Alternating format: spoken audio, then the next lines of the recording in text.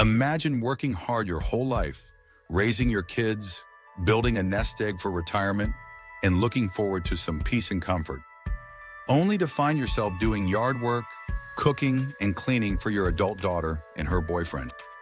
Now your daughter wants you to buy her house. What do? That's the unusual but very real dilemma one parent recently shared. And it's a situation that's sparking a lot of debate about family, finances, and boundaries. Let's break down what's going on here. The parent, let's say it's a mom, for simplicity, lives with her adult daughter and her daughter's boyfriend. But instead of enjoying a relaxed living arrangement, she finds herself doing most of the housework. She's taking care of the yard, handling the cooking, and making sure the place is clean. And when she tries to speak up, she's immediately dismissed or told she's wrong. Unless, of course, her daughter needs something from her. Now her daughter wants her to buy the house they're living in. That's a huge ask, and it's not just about money. It's about family dynamics, respect, and the complicated emotions that come with mixing personal relationships and finances. Let's start with the financial side. For many parents, especially those approaching or in retirement, the idea of buying property isn't as simple as writing a check.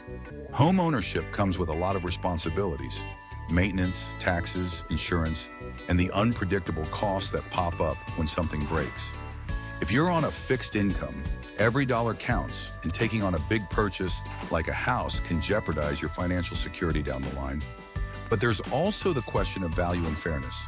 Is the house being offered at a fair market price? Are the daughter and her boyfriend struggling financially? Or are they hoping to offload their responsibility for the home onto someone else? In today's market, where the median home price in the U.S. has hovered around $400,000 and mortgage rates are at multi-year highs, buying a home is a major decision, even for families. It's crucial to ask, does this make sense financially, or is it just a way to bail out someone else? Now let's talk about the emotional side, because money is rarely just about numbers. When parents help their adult children, it's often out of love and a desire to see them succeed. But there's a delicate balance between helping and enabling. If you're the one doing all the chores and still not being respected, is buying the house going to improve things or make them worse? It's not uncommon for family arrangements to get complicated, especially when multiple generations are under one roof. According to Pew Research, multi-generational living in the U.S. has quadrupled since the 1970s, with nearly 1 in 5 Americans living with extended family. Sometimes these arrangements work out beautifully. Sometimes they lead to resentment and misunderstandings, especially when clear boundaries aren't set from the start.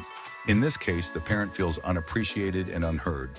She's already contributing a lot to the household: her time, her labor, her experience. Now she's being asked to make the ultimate commitment by purchasing the home. That's a lot of pressure, especially if communication is already strained. So what are the possible outcomes here? If the parent agrees to buy the house, she needs to be clear about expectations. Will she have her own space? Who will be responsible for chores and maintenance moving forward? Will her daughter and boyfriend pay rent or contribute to the bills? These aren't just financial questions. They're about respect and partnership. On the other hand, if she says no, there could be tension. Family relationships can get messy when money's involved, especially if one side feels entitled or the other feels taken for granted. But sometimes saying no is the healthiest thing you can do, not just for your bank account, but for your peace of mind. There's also the option of a compromise. Maybe the parent helps with a down payment or offers to co-own the home under certain conditions. Maybe they all agree to split chores and expenses more fairly, bringing in a third party like a financial advisor or mediator to help set ground rules. The key is open, honest communication, something that seems to be missing in this case. It's worth remembering that these situations aren't new. For generations, families have navigated the tricky terrain of living and investing together. Sometimes it works out. Think of the family businesses that have been passed down for decades. Other times it leads to lifelong rifts that start with a single disagreement over property or money. The most important thing is to go into any financial arrangement with your eyes wide open. Don't let guilt or pressure force you into a decision that doesn't serve your best interests. If you're a parent in this situation, ask yourself, will this purchase improve my life? Will it strengthen my relationship with my daughter? or make things more complicated? And am I being treated as an equal partner or just as a resource? At the end of the day, buying a home, especially from a family member, should be a decision rooted in mutual respect and sound financial planning, not obligation or pressure. Because when it comes to family and money, the real investment is in your future happiness and security.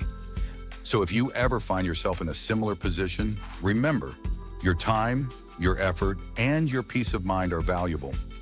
Sometimes the best thing you can do for yourself and your family is to set boundaries and make choices that honor your own needs. After all, a house is just a building, but your well-being, that's something you can't put a price on. Thanks for watching, and remember, when it comes to big decisions like these, take your time, weigh your options, and don't be afraid to put yourself first. The future, you'll thank you for it.